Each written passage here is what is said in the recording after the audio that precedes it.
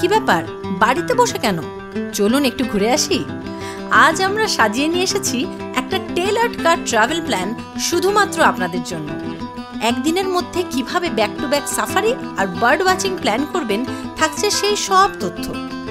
একটা কুয়াশা মাখা সকালে গরুমারার জঙ্গলে বন্য জন্তুদের সাথে রদেভু, সেখান থেকে এক ছোটে গজলডোবা। এখানে পরিযায়ী পাখিদের সঙ্গে কিছুটা সময় কাটিয়ে তিস্তার অথেন্টিক বরলি মাছের ঝোল দিয়ে এক থালা ভাত সাঁটিয়ে আবার ঢুকে পড়ব চাপড়ামারির জঙ্গলে। আর জঙ্গলিদের সাথে মোলাকাত সাঙ্গ হলে ধামসা মাদলের তালে পা মেলাবেন লোকশিল্পীরা। এখনো ভাবছেন পা বাড়াবেন কিনা? চিন্তা করবেন না, আমরা আছি তো।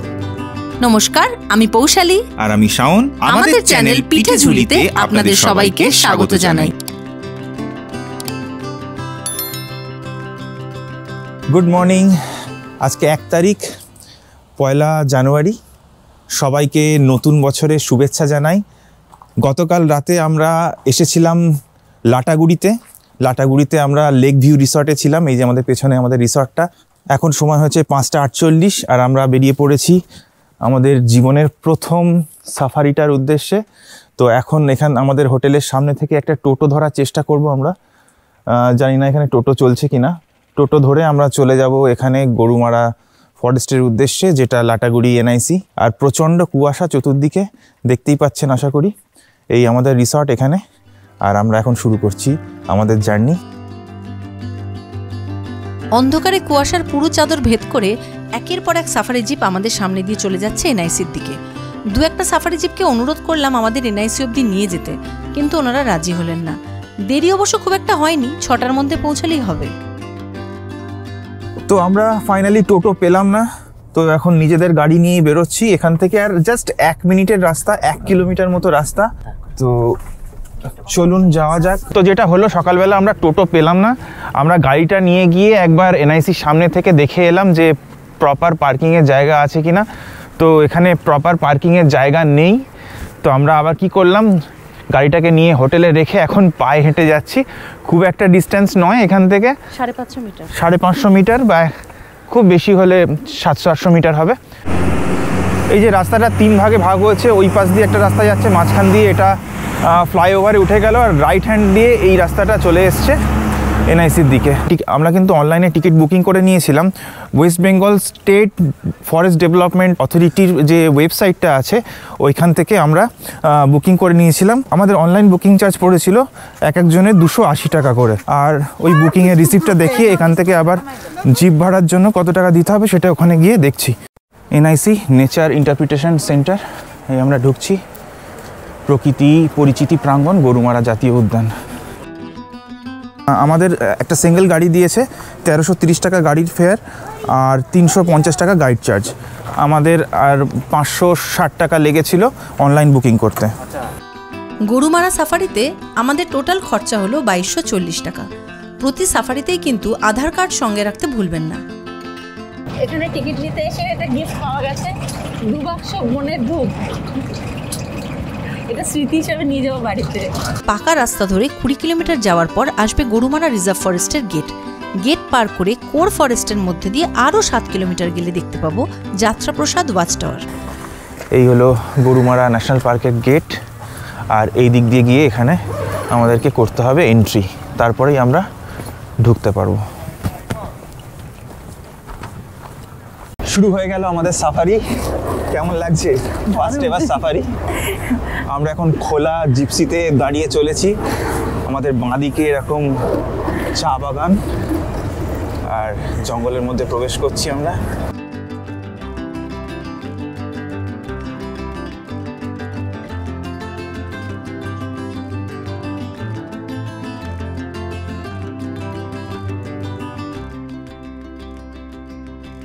শুনেছি সকালের দিকের এই প্রথম স্লটটাতে অনেক জীবজন্তু দেখার সম্ভাবনা থেকে যায়, কিন্তু আমাদের আগে যেহেতু অনেকগুলো গাড়ি চলে গেছে, ফলে বন্য জানোয়ারেরা হয়তো একটু সতর্ক হয়ে গেছে, কাজেই আমাদের আর দেখা দিচ্ছে না।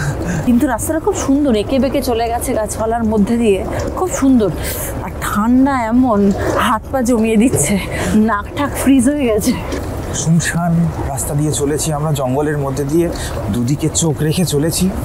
রাস্তাটা কিন্তু প্রচণ্ড খারাপ, মানে কোমরের একেবারে দফা রফা হয়ে যাবে। আমরা যেতে যেতে সবে মাত্র দুটো হর্নবিল স্পট করলাম আর একটা বার্কিং ডিয়ার দেখতে পেলাম। হঠাৎই দেখা হলো এক সম্বর ডিয়ারের সাথে।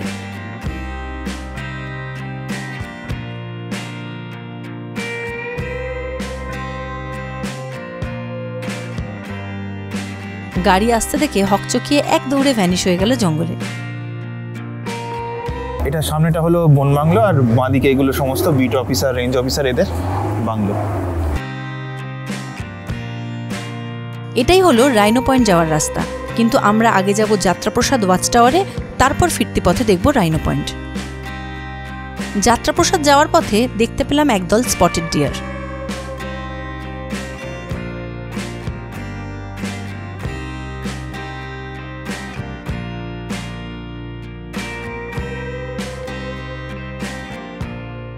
তো এই হচ্ছে যাত্রাপ্রসাদ ওয়াচ টাওয়ার।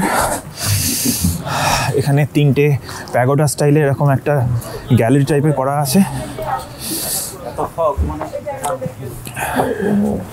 দেখা যাক সামনে কি অবস্থা। ও সামনে পুরো ফগ।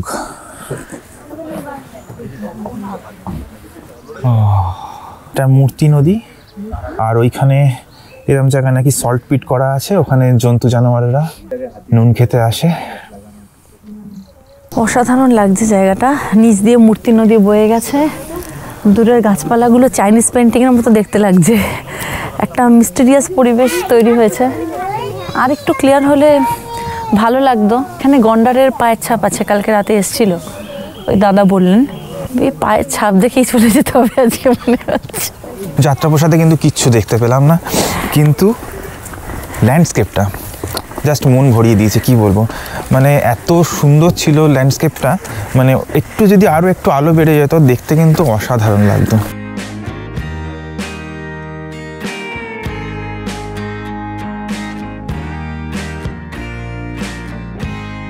হাতিগুলো আপনাদের যেখানে দেখিয়েছিলাম, এই যে আমার পেছনে এখানটাতে, এটাই হচ্ছে রাইনো পয়েন্ট। তো আমরা এখন যাচ্ছি, কিছুটা হাঁটতে হবে, তারপরে রাইনো পয়েন্টে আমরা পৌঁছাবো।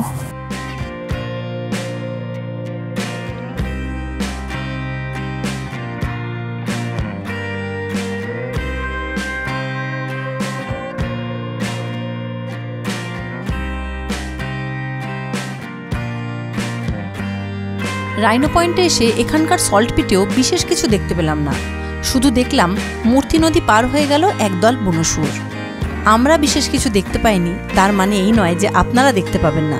আর তখন কিন্তু আমরা সেই গল্প শুনবো আপনাদের কাছে। আমার পেছনে এই যে হাতিগুলো দেখতে পাচ্ছেন, এরা কিন্তু সরকারি চাকরি করে, ঠিক আছে? হালকাভাবে নেবেন না। মাস গেলে 50 থেকে 55 হাজার টাকা মাইনে, 60 বছর বয়সে রিটায়ারমেন্ট, এবং রিটায়ারমেন্টের পরে পেনশনও পায়। আর বিষয়টা আমার কাছে বেশ মজার ঠেকলো।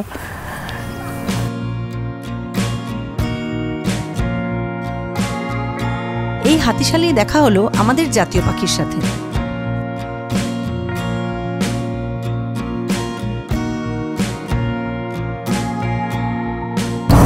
আমাদের মর্নিং সাফারি শেষ, আমরা ফিরে যাচ্ছি হোটেলের দিকে।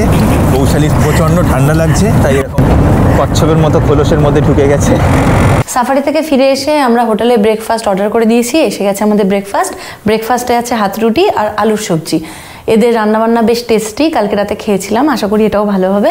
ব্রেকফাস্ট করার পর আমরা গজলডোবার উদ্দেশ্যে বেরিয়ে যাব। এখন বাজে সকাল 10টা, আর আমরা বেরিয়ে পড়েছি গজলডোবার উদ্দেশ্যে। আমাদের যে হোটেলে আমরা স্টে করছি লাটাগুড়িতে, সেই হোটেল থেকে গজলডোবার ডিস্টেন্স হচ্ছে 25 কিলোমিটার, আর যেতে আমাদের সময় লাগবে অলমোস্ট 35 মিনিটস মতো।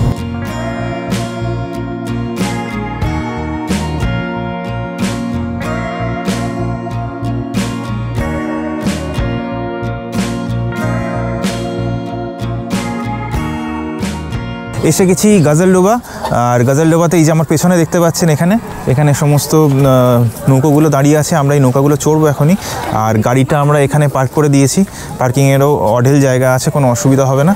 এই যে এটা হচ্ছে তিস্তা ব্যারেজ, এটাই বাংলাদেশের মাথা ব্যথার অন্যতম কারণ। আর ঠিক তার অপোজিট জায়গাতে এখানে একটা ওয়েটল্যান্ড রয়েছে, প্রচুর সরবন, বড় বড় ঘাস, আর ছোট ছোট নৌকা রয়েছে। এখানে দু ধরনের নৌকা রয়েছে। এই যে এই নৌকাগুলো দেখতে পাচ্ছেন ছাউনি দেওয়া, এইগুলো হচ্ছে জাস্ট রিক্রিয়েশনাল। আর ওদিকে যেই ছোট ছোট নৌকাগুলো দেখতে পাচ্ছেন ওইগুলো হচ্ছে পাখি দেখতে যাওয়ার। তো এই নৌকাগুলো বলছে ঘন্টায় 800 টাকা করে। আর এদিকে একজন গাইডই বলতে পারি, উনি পাখি দেখাবেন বললেন ভালো, তো ওনার সঙ্গে কথা হলো, উনি বললেন 600 টাকা করে পার ঘন্টা। তো এখন আমরা যাচ্ছি, দেখি 1 ঘন্টা ঘুরি আপাতত, কারণ আমাদের আবার বিকেলে সাফারি আছে। তো সেই জন্য 1 ঘন্টা ঘুরে একটু পাখি দেখে তারপর আমরা বেরোবো।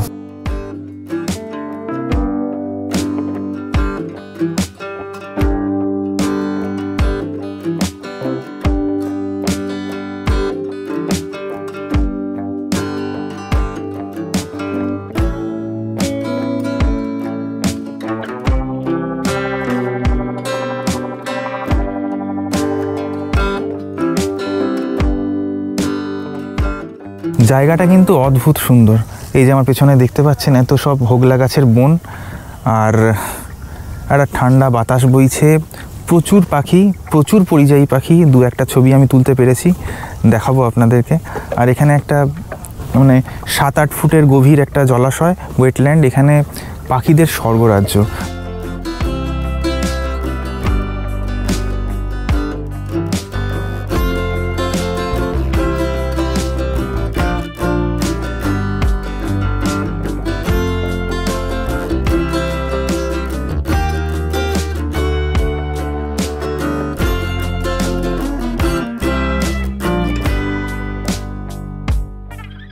আপনারা যদি পাখির ছবি তোলেন এবং এখানে আসতে চান, এনাকে কন্ট্যাক্ট করে নেবেন, রঞ্জিত হালদার দাদা। ইনি ভালোভাবে আমাদেরকে ঘুরে দেখালেন পাখি।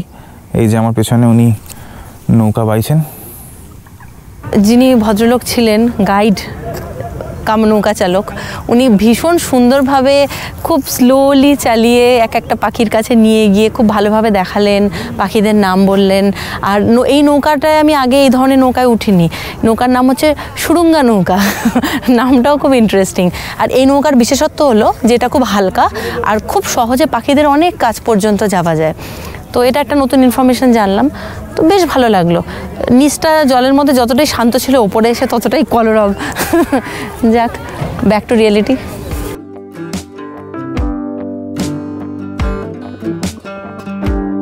আমরা এখন বসে আছি শিবম সুইটস অ্যান্ড হোটেলে। এই নামটাই দোকানের বাইরে আপনারা দেখতে পারবেন। এটা হলো ঈশ্বর সরকারের দোকান।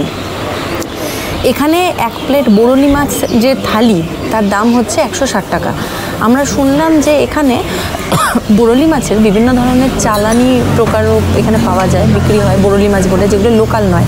এবার আমরা তো চিনি না, কি করে বুঝবো যে চালানি না লোকাল? তো একজন ভদ্রলোক বললেন যে এই দোকানের মাছটা লোকাল, মানে অরিজিনাল বরুণী। তো এবার কতটা লোকাল সেটা জানি না, সেটা খেলে আশা করি বুঝতে পারবো। তাহলে শুরু করি। অনেক কিছু আইটেম আছে উইথ বরুণী মাছ। এই দোকানের ফোন নাম্বারটা আমাদের ডেসক্রিপশন বক্সে দেওয়া থাকবে। যদি কেউ আসতে চান অবশ্যই এখানকার বরুণী মাছটা একবার ট্রাই করবেন। শুধু বরুণী মাছই নয়, তিস্তা ব্যারেজের পাশেই বাজারে দেখতে পাবেন নানা রকম ভাজা মাছের পসরা। বরুণী মাছ দিয়ে 1 থালা ভাত খেয়ে দারুণ লাগলো। মাছটা এত টেস্টি, না খেলে সিরিয়াসলি মিস করতাম। আপনারা যখনই আসবেন ওই দোকান থেকে অবশ্যই বরুণী মাছ খাবেন। আর এই মুহূর্তে আমরা আছি তিস্তা ব্যারেজের একটা সাইডে। এখান থেকে নদীর একটা অন্য সাইডে আমরা দেখতে পাচ্ছি অনেকটা অংশ বালিয়াড়ি হয়ে আছে। এরপর আমরা ফিরে যাব হোটেলে। তারপরে আমাদের চাপড়ামারিতে আবার সাফারির জন্য বুক করা আছে, টিকিট বুকিং আছে, তো আমরা ওখানে যাব। আমরা 31 তারিখ রাতে এখানে এসেছিলাম। এইটাই হলো লেক ভিউ রিসর্টের এন্ট্রেন্স। এখান থেকে সোজা এসে এই অংশতেও গাড়ি পার্ক করা যায়। এখানে দোলনা আছে, ঢেকি আছে, বাচ্চাদের খেলার ব্যবস্থা করা আছে। আমার ঠিক পেছনে এখানে কটেজ আছে, এখানে 2টো রুম আছে। আমার ঠিক পেছনে এই যে সাদা বিল্ডিংটা, এটা হলো মেন বিল্ডিং। বিল্ডিংয়ে ঢুকেই প্রথমেই রিসেপশন।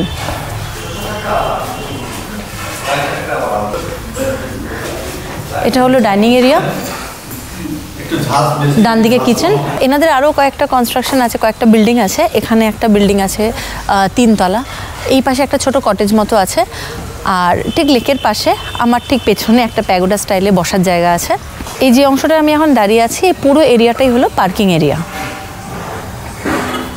আমার পেছনে সাদা বিল্ডিংয়ের ওই পাশের দোতলার রুমটা আমরা নিয়েছি। আমরা আরও একবার এসে গেছি লাটাগুড়ি এনআইসিতে। তো চলুন, আমাদের এখন 3:30 স্লটে বুকিং করা আছে চাপড়ামারি ফরেস্টের উদ্দেশ্যে। তো এই হলো এন্ট্রান্স, বাঁদিকে এই যে এটা হচ্ছে অফলাইন টিকিট কাউন্টার। সকালে আমাদের জিপ ভাড়া লেগেছিল এটা 1330, আর এখন আমরা যাব চাপড়ামারির 1530। চাপড়ামারি জাঙ্গল সাফারির জন্য আমাদের খরচা হয়েছে টোটাল 2620 টাকা। অনলাইন বুকিংয়ের জন্য লেগেছে 560 টাকা। এখানে যখন পারমিটটা নিতে গেলাম ওখানে পে করেছি 180 টাকা, গাইড চার্জ 350 টাকা, আর সাফারির জন্য 1530 টাকা, টোটাল 2620 টাকা। আর সকালে যখন গরুমারা সাফারির জন্য যাচ্ছিলাম 2টো ধূপের বাক্স পেয়েছিলাম, আর এবার পেয়েছি 2টো handmade jute bag. NIC to Chapramari 35 kilometre রাস্তা খুব ভালো। মাঝখানে আসবে চা বাগান, ঘন জঙ্গল, চারপাশে সৌন্দর্য আপনাকে এক ফোঁটাও বোর হতে দেবে না। এই যে চাপড়ামারি ফরেস্টের entrance, Chapramari wild life sanctuary.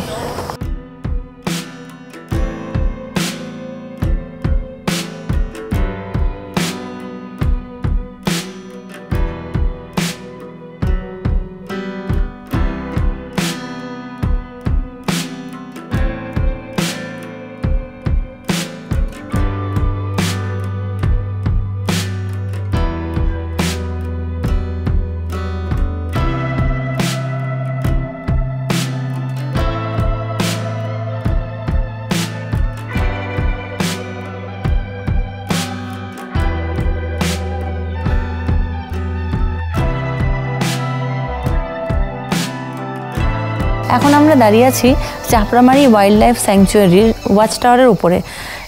Main গেটের থেকে এইটার দূরত্ব হচ্ছে মাত্র 100 মিটার। আমার ডান দিকে যে বিল্ডিংটা দেখতে পাচ্ছেন এটা হচ্ছে ফরেস্ট বাংলো। এখানে থাকতে গেলে আপনার স্পেশাল পারমিশন করাবার প্রয়োজন আছে, আর যদি এখানে থাকেন রাত্রিবেলা সাইটিংয়ের ব্যবস্থা এনারা করে দেন। আমার বাঁ দিকে এখানে যে জলাধারটা দেখতে পাচ্ছেন, এখানে সল্ট পিটের ব্যবস্থা করা আছে যেখানে জঙ্গলি জন্তুরা নুন খেতে আসে। এই মুহূর্তে আমরা এখানে দাঁড়িয়ে বাইসন দেখতে পেলাম, ওয়াইল্ড বোর দেখতে পেলাম, ওয়াইল্ড বাফেলো ছিল, আর ময়ূরের ডাক শুনতে পাচ্ছি, এখনও দেখতে পাইনি। এখন এখানে কিছুক্ষণ বসবো, আশা করি আরও কিছু জীবজন্তুর দেখা পাবো।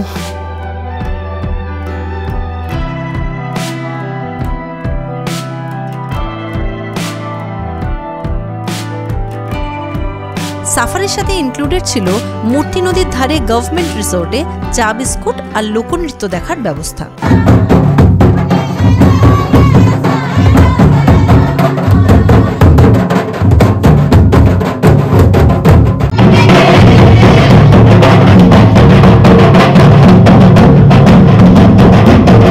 আমাদের আজকের বেড়ানো এখানেই শেষ।